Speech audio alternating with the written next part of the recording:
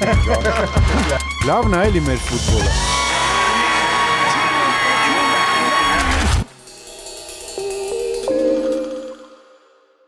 Մենք ենք մեր ֆուտբոլի տաղավարում է Ալաշկերտի նախկին գլխավոր մարզիչ Էդգար Թորոսյանը։ Ողջույն, պարոն Թորոսյան։ Ողջույն։ Fast-X Premier League-ի 27-րդ տուրի Արարատ Ալաշկերտ խաղը վերջինը դարձավ ձեզ համար որպես Ալաշկերտի գլխավոր մարզիչ։ Նախ խաղի մասին խոսենք, Ալաշկերտը հաղթում էր, բայց Արարատը կամային հաղթանակ տարավ։ Ինչը չհերիկեց այդ խաղում դրական արդյունքի հասնել։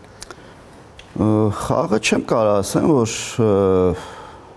վատ ֆուտբոլ խաղաց թիմը բավականին լավ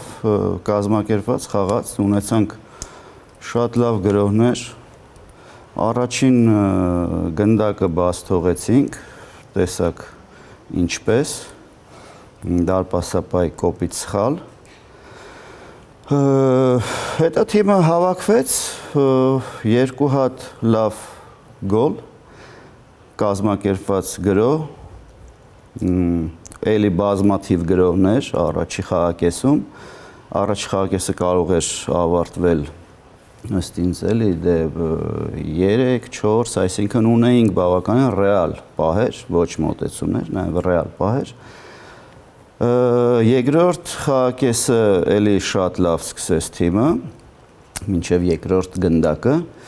Երկրորդ գնդակը բաց թողեցինք հակագրոհի արդյունքում, բայց էլի շատ կոպիտ սխալվեց դարպասապան երկրորդ անգամ։ Դրանից հետո նորից թիմը վատ չէր, բայց ունեցանք նաև երրորդ գնդակը, որում նորից սխալվեց դարպասապան։ Այդ օրը դարպասապայի մենահամերգն էր կարելի ասել, բայց ես թիմից դժգոհ չեմ, թիմի ցուցադրած խաղից դժգոհ չեմ, թիմի աշխատանքից եւ նվիրվածությունից դժգոհ չեմ։ Թիմը խաղաց այն ֆուտբոլը, ինչ որ պետքա խաղար։ Այսինքն ոչ դարպասապայի ոչ հուսալի խաղը շատ դուք տեսել եք գոլերը, էլ չեմ մեկնաբանի։ Հասկանալի է։ Խաղից հետո Ալաշկերտ ակումբը հայտարարություն տարածեց, որ դուք հեռացվել եք զբաղեցրած պաշտոնից, ինչպես կմեկնաբանեք։ Դե Ալաշկերտ ակումբի Ալաշկերտի նախագահի որոշումն է, բայց մի հատ սկզբից գանք, ինչա կատարվել Ալաշկերտում ի սկզբանե այս տարի, ինչի մասին էր այս տարին։ Գլխավորս թիմը Աբրահամ Խաշմենյանը, մենք ես ընդգրկվեցի շտաբում, գնաց աշխատանք, հետո գլխավոր մարզիչը հեռացավ, ես եղա պաշտոնակատար, 3-4 խաղ, 2 խաղը հաղթեցինք, CSKA, Կանզասար, հետո ինչքան հիշում եմ Վեստ, Կարմիր մի խոսքով, հետո ես չկայի մինչև տարվա վերջ։ Ձմռանը նորից վերադարձա, թիմը չուներ գլխավոր մարզիչ։ Թիմը ունեցավ պաշտոնական գլխավոր մարզիչ մարտին։ Կներեք, խոսակցություններ կային, որ Մարգար Աղաջանյանն է մարզում Ալաշկերտը, դա ճիշտ էր։ Այո, Մարգար Աղաջանյանը ձմեռը միացավ մեզ, բայց նա պաշտոնական գլխավոր մարզիչ չէր եւ հասկանալի չէր, թե այդ թիմում ով է գլխավոր մարզիչը։ Նայեք, ինչքան երկար ժամանակահատված է եւ պաշտոնապես մարտին նոր թիմը ունեցել է գլխավոր մարզիչ։ Դա կարծում եմ, որ խնդիր էր թիմի համար։ Դրանից հետո ինչ ունեցանք խաղեր, ունեցանք լավ խաղեր, ունեցանք բավականին լավ արդյունք խաղի որակի տեսանկյունից, Վան ունեցանք նաև Փյունիկ պարտությունը, այո, չէ, նաև Փյունիկի պարտությունը էր 2-0, բայց բավականին ագրեսիվ, լավ, հարձակվողական ֆուտբոլ էր խաղում թիմը։ Հետո ունեցանք Վանը, ունեցանք Փյունիկը, ունեցանք Ուրարտուն, բոլորը լիդերներ են մեր առաջնությունում։ ու համեմատելու չեն, բայց թիմը հավասարի ֆուտբոլ էր խաղում ու ոչ միայն պաշտպանվում էր, ինքը նաև հարձակվում էր, ունենում էր լավ գրոհներ, լավ պահեր, վերջի 4-5 հանդիպումը թիմը անդադ խփում էր գոլեր ու գոլեր ոչ ստանդարտից, այլ խաղից կազմակերպում էր լավ գրոհներ։ Ես թիմի գործողություններից ընդհանրապես բան չունեմ, դժգոհություն չունեմ, թիմը շատ լավ աշխատում էր նաման վերջի շրջանում, նվիրվում էր, ամեն ինչը շատ դեպի լավն էր գնում ու էլ ավելի լավանալու էր թիմը, թե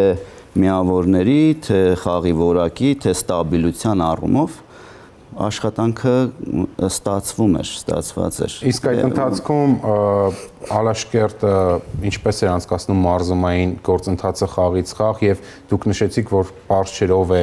գլխավոր մարզիչը, ով ինչի համար էր պատասխանատու, ինչպես էր այդ ամենը ստացվում։ Ես այդ շրջանում որպես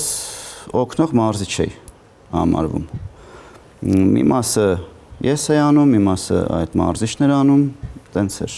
բայց ոչ մի տենց կոնկրետ չէր, որ գլխավոր մարզիչը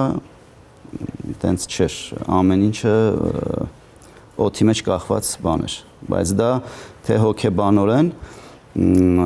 թե պրոցեսի հետ կապված, ինքը ես կարծում եմ, որ խնդիր է եւ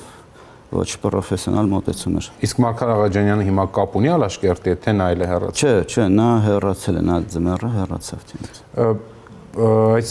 որոշումից առաջ, երբ դուք հեռացվեցիք, առանձնազրույց ունեցել եք Բագրատ Նավոյանի հետ։ Ինչ առանձնազրույց, ես միշտ եմ վերաբերյալ, որ ինչու է ձեզ։ Չէ, ես ուղղակի process էր, ես միշտ էլ առանձնազրույցներ ունենում էի նախագահի հետ, դա սովորական process էր։ Թե խաղերից հետո, թե խաղերից առաջ, այդ կապը միշտ եղել է։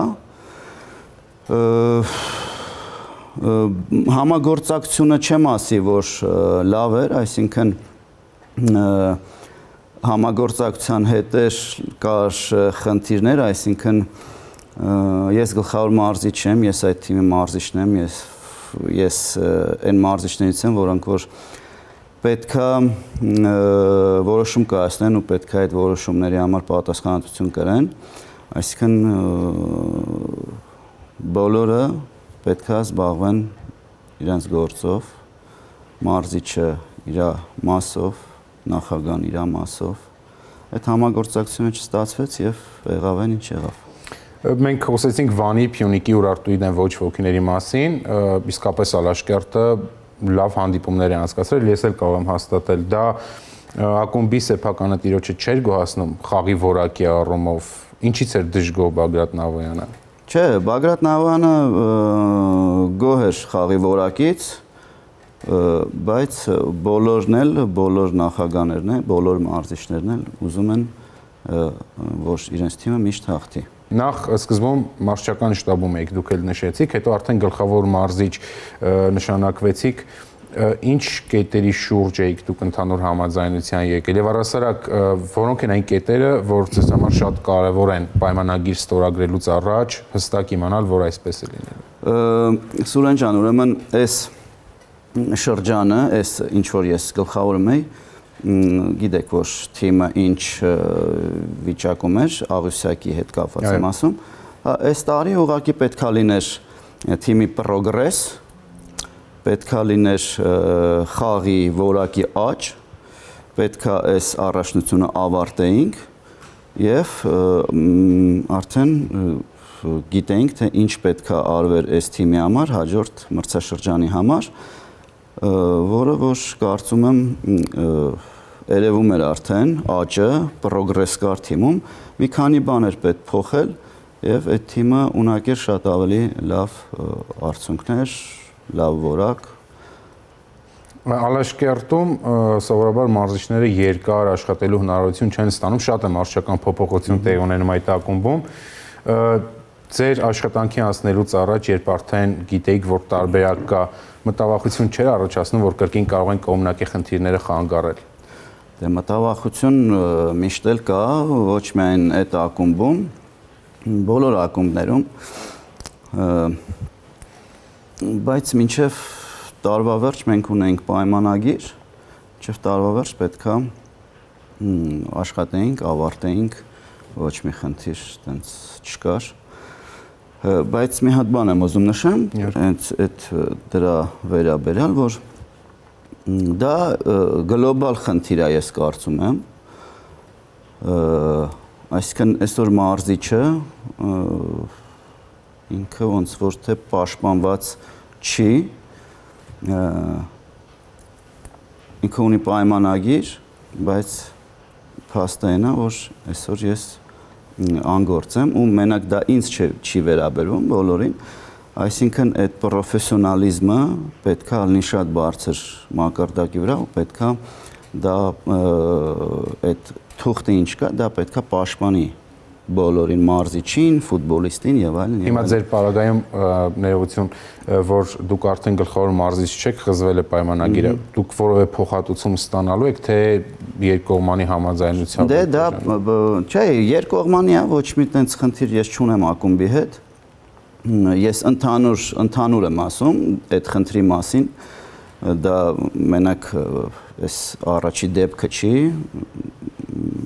ընդհանուր դա պրոբլեմա մեր ֆուտբոլում, մարզչական ցեխի համար, նաև ֆուտբոլիստների համար, որ այդ պայմանագիր կոչվածը ինչ կա, ինքը պետքա ունենա ուժ։ Դա չգիտեմ ում աշխատանքն է, միգուցե ֆեդերացիայի, բայց ինքը պետքա ուժ լինի եւ պաշտպանող թուղթ լինի մարզիչների եւ ֆուտբոլիստների համար։ Այն ժամանակահատվածում, երբ արդեն որպես գլխավոր մարզիչ եք աշխատում Ալաշկերտում, դե վերջին խաղերի վերջին ամիսների մասին է խոսքը։ Դուք եք ամբողջությամբ կատարում մարզչական որոշումները, մեկնարկային կազմ ընտրել։ Ինչու եմ հարցը տալիս, որովհետև միշտ խոսակցություններ են եղել, որ ակումբի սեփականատերն է շատ դեպքերում միջամտում, ինչպես կազմ ընտրել, ինչ փոփոխություններ կատարել։ Հենց դրա համար եմ այս հարցը տալիս։ Ես արդեն ասացի, որ ես պետք է ու ես գլխավոր մարզիչն եմ, ես մարզիչ եմ, ես պետքա որոշումներ կայացնեմ։ Կար միջամտություն, բայց ակումբի նախագահն է, ինքը նաև ինչ որ տեղել իրավունք ունի դա անելու, բայց ինչքանով էր դա հարմար թիմի խաղի, թիմի որակի արդյունքի համար, դա ունի բան շեմ, եթե այդ ամեն ինչը սենց կոպիտ ասած թիմին պետք է,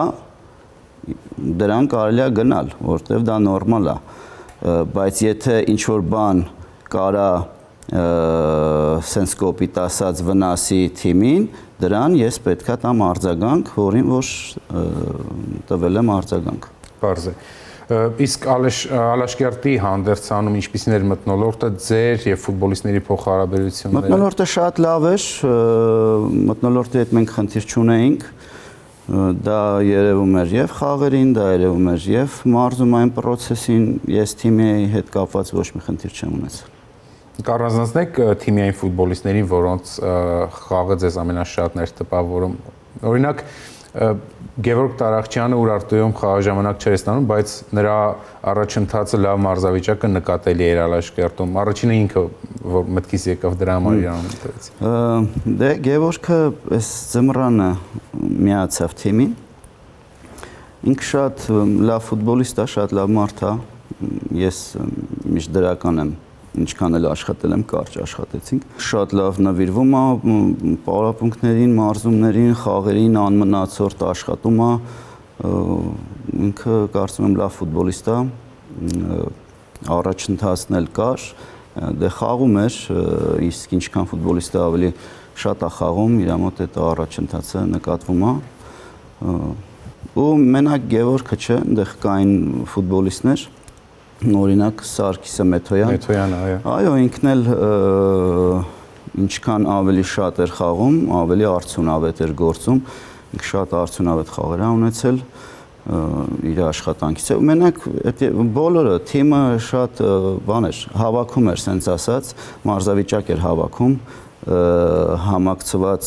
համակցվածություն էր արդեն լինում։ Պետրոսը, չգիտեմ, Յուրան, բոլորը, Մանուչարյան Արմենը բավականին լավ խաղեր ունեցել։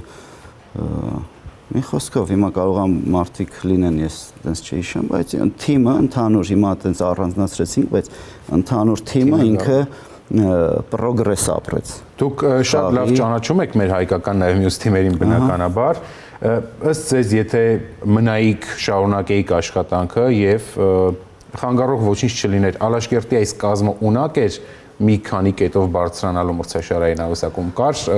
որակապես այն թիմը, որը կարող էր դա անել։ Եթե հենց այսպես մնար, ոչ։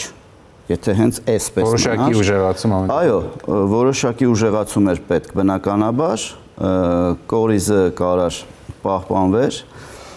կային ֆուտբոլիստներ, որոնք կհեռացվեն, բայց գլոբալ փոփոխությունների կարիք չկար այդտեղ, գլոբալ փոփոխության, կային կետեր, որոնք պետքա ուժեղացվեր, սովորական process-ը ոնց որ բոլոր թիմերում, ու այդ թիմը ունակ էր քայլ առաջ կատարելու համար։ Պարոն Թորոսյան, դուք աշխատել եք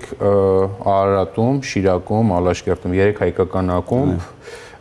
իհարկե 3-ն էլ իրենց հետքը վաղուց թողել են մեր ֆուտբոլում։ Ձեզ համար որ ակումբում անցկացրած ժամանակն է ամենալավը եւ ամենադրական հուշերովը։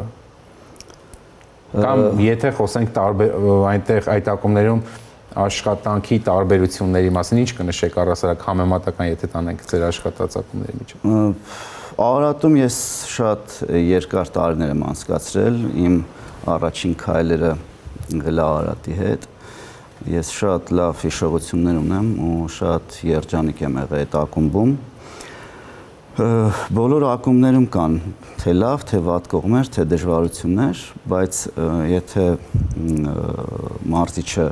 այդ տվյալ ակումբում երջանիկ է իր աշխատանքի մեջ, ուրեմն ամեն ինչ նորմալ է։ Նույնը կարամ ասեմ Շիրակի մասով, Շիրակում էլ ես տարուց ավել աշխատեցի 15 ամիս։ Աշխատեցի Շիրակում էլ ես ինձ շատ լավ եմ զգացել, աշխատանքն էլ բավականին արդյունավետ աշխատանք է այնտեղ էլ կատարվել, կարծում եմ դա բոլորն էլ տեսնում էին, բոլորն էլ կփաստեն, թիմը խաղաց եզրափակիչ գավաթի խաղարկությունում, այդ կազմով թիմը բավականին լավ խաղեր ունեցավ, պրոգրես ունեցավ, թիմից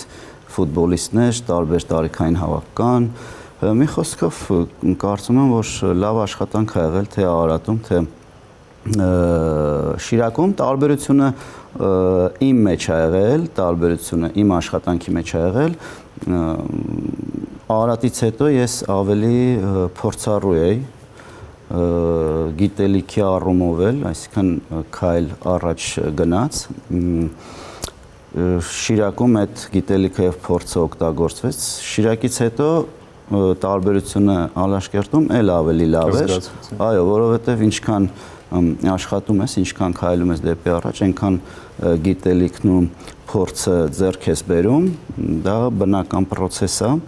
եթե ես այդ նույն ձևով ինչպես աշխատել եմ Արարատում, աշխատեի Շիրակում, ոչ մի պրոգրես չէր լինի, նույնը ինչպես աշխատեցի Շիրակում, աշխատեի Ալաշկերտում, էլի պրոգրես չէր լինի,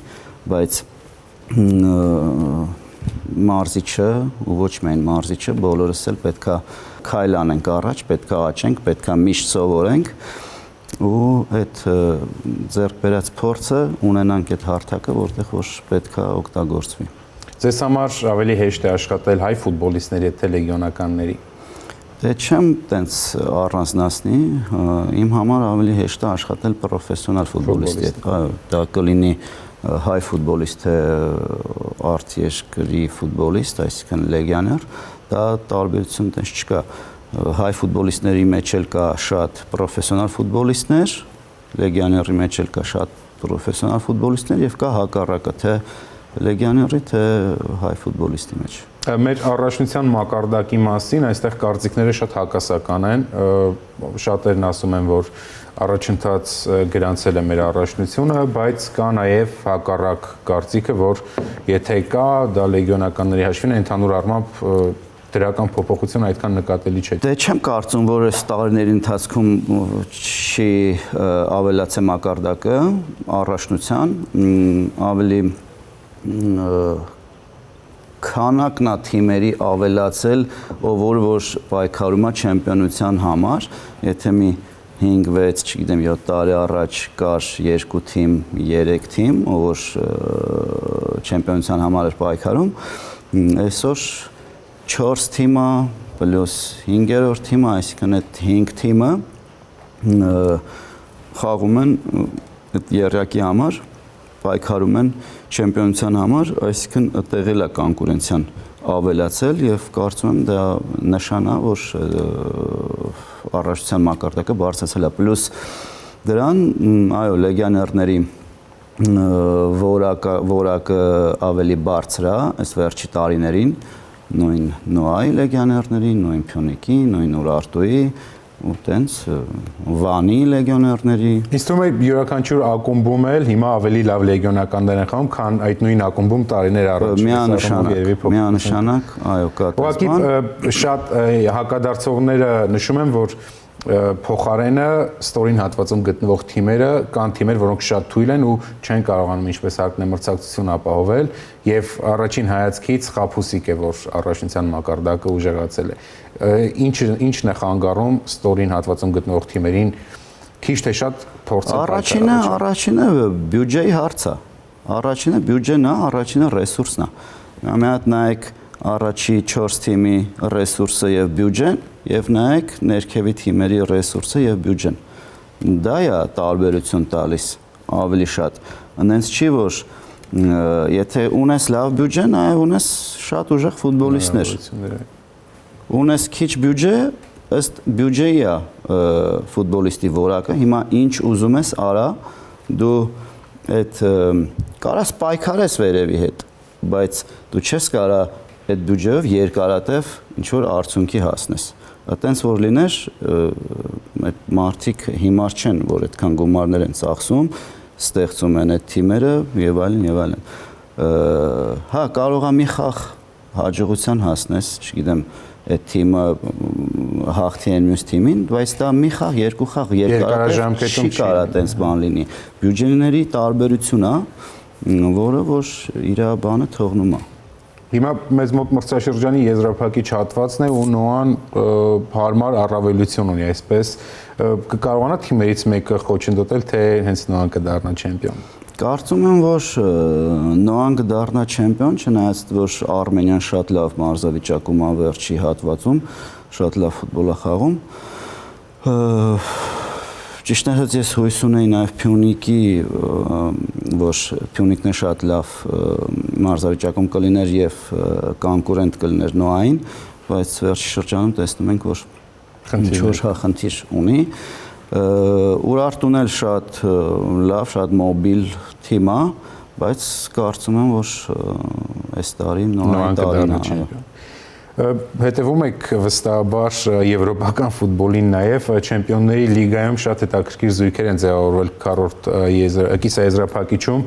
ինչ կանխատեսումներ ունեք, որ թիմն է տպավորում, ով կդառնա հաղթող։ Մի հատ հիշացրեք զույգերը։ Հիմա Բարսելոնան Ինտերի հետ է խաղալու, Պարի Սեն-Ժերմենը Արսենալի։ Արսենալը շատ լավ հանդիպում անցկացրեց Ռեալի հետ, ու Արսենալը ինձ թվում է, որ շատ դժվար է լինելու, 4 թիմ է, բոլորն է հավասարազոր թիմեր, պլյուս մինուս, բայց կարծում եմ Արսենալը կարա ինչ-որ բան առաջադրի PSG-ին, իսկ Ինտեր Բարսելոնա, դե կուզեմ որպես հայ, որ Ինտերը հաղթի, որտեղ այնտեղ խաղում է Մխիթարյան Հենրիխը, բայց Բարսելոնան մնում է Բարսելոնայի կազմը շատ լավ կազմ ունի գեր աստղեր, որոնք որ կարող են մի ակնթարթում հարց լուծեն։ Ինձ թվում է, տեսնենք, չեմ կարող բան ասեմ, իմ ցանկությունը Ինտերի հաղթանակն է։ Այսօր համաշխարհային ֆուտբոլային շուկայում եւս երիտասարդ մասնագետները տարեցտարի կարծես նոր մակարդակի են հասնում, չգիտեմ, նոր մշակույթ են փորձում ձևավորել։ Երիտասարդ մասնագետներից ում կամ մի քանիսին միգուցե կառանձնացնեք, որոնց աշխատանքը ձեզ տպավորում է կամ հոգեհարազատ է։ Չէ, դե տենց չեմ առանձնացնի, բայց երիտասարդ ու այսօր ֆուտբոլը շատ առաջ է գնացել ու այս երիտասարդ սերունդը ինքը շատ նպատակասլաց ու շատ սովորող սերունդ է, նաև Հայաստանում է ոչ միայն արտասահմանում, Հայաստանում էլ կան շատ երիտասարդ մարզիչներ, որ լավ մտքեր ունի, լավ աշխատասեր մարզիչներ են, նորաձև են նաև, փորձը եւ երիտասարդ լինելը այդքան էլ իրար հետ կապ չունի, այսինքն դու կարող ես լինես երիտասարդ, բայց շատ փորձառու մարզիչ, իսկ մեր մոտ ինչ ընդունված, եթե երիտասարդը փորձ չունի, չեմ վստահում եւ այլն, դա էլ է խնդիր, մտածելակերպի խնդիր է, բայց այդ երիտասարդներին էլ շատ պետք է վստահել Եվրոպայում էլ են դա ցույց տալիս, ինչքան երիտասարդ մարզիչներ կան 32, 33, 35 տարեկան, որոնք որ գլխավորում են շատ բարձրակարգ ակումբներ ու հասնում են այդ ակումբների հետ հաջողության, որը որ շատ քիչ է Հայաստանում, որտեղ մտածելակերպի խնդիր էլ կա, երիտասարդը դեռ փորձ չունի եւ այլն, դա այդքան էլ այդպես չի։ Փորձ չունի, գիտելիք ունի, փորձը աշխատելով ձեռք է բերում։ Իսկ որ մարզչին կնշեք, որի աշխատանքի նկատմամբ, չգիտեմ, վերաբերմունքը, մոտեցումը ձեզ շատ է գրավել, փորձում եք թեկուզ հեռակա ինչ-որ բան սովորել, ով է ձեզ հիմա, որ ասեմ, տենց մի քիչ շատ բան շաբլոն կարա լինի, Գվարդիոլան է, որ իմ համար միշտ եղել է աշխարհի լավագույն մարզիչը, մարզիչներից, ես այսօր Մանչեսթեր Սիթին շատ նայում եմ, շատ սիրում եմ, շատ գնահատում եմ, փորձում եմ սովորել եւ կներեք հարց առաջացավ ակամայից, ըստ ձեզ ինչն է խնդիրը, որ այս մրցաշրջանում Սիթին ճգնաժամային փուլում է։ Դե տենց չեն կարող ասենք, խնդիրը հասկանալու, իմանալու համար դու պետք է այո լինես ներսում, հիմա եթե դու ներսում չես, այս ուղղակի ինչ որ բառեր ասելը, ինչ որ կարծիքներ հայտնելը, դա ոչ ռեալ, ոչ իրական բաներ է։ Ոչ մեկ չի, եթե ներսի Գվարդիոլան միգուցե սպառել է իրեն, Գվարդիոլան ինչքան էլ Գվարդիոլան իրան սպառել էր նաև Բարսելոնայում, ինքը սպառեց, դուրս եկավ, գնաց Բավարիա, Գվարդիոլան սպառվեց, ոչ, Բավարիայում ինքը նորաձևություն բերեց։ Բավարիայից հետո ինչա սպառվեց, եկավ Մանչեսթեր Սիթիում ինչ որ նոր բան բերեց, չգիտեմ, բարձր պրեսինգ, չգիտեմ, ինչ որ, այսինքն ինքը անընդհատ աճում է, ինքը թելադրում է այսօր ֆուտբոլում, ինչա կատարվում, նորաձևություն է թելադրում, ինքը այդ մարզիչներից մեկն է։ Շատ բարի եւ վերջում մի փոքր ձեր առաջիկա նպատակների մասին, ինչ եք ցանկանում, միգուցե մի փոքր պետք է հանգստանալ, թե արդեն մտածում եք նոր աշխատանքի մասին։ Չէ, իհարկե մտածում եմ նոր աշխատանքի մասին, ինչ հանգստանալու մասին է խոսքը, այո, շատ բարդ է գլխավոր մարզչի աշխատանքը, ինքը շատ էներգիա խլող, առողջություն խլող, ստրեսներ, շատ մեծ ստրեսների դիմակայելու ունակություն պետք է ունենաս, բայց հանգստանալու մասին խոսք չէ, այս տարիքում որ հանգստանանք, հələ դրա ժամանակը կգա, չէ, մտածում եմ, առաջնությունը կվերջանա, կտեսնենք ոնց կդասավորվի։ Շնորհակալ եմ, պարոն Թորոսյան։ Ես էլ եմ շատ շնորհակալ։ Մենք ենք մեր ֆուտբոլի տաղավարում էր մարզիչ Էդգար Թորոսյանը։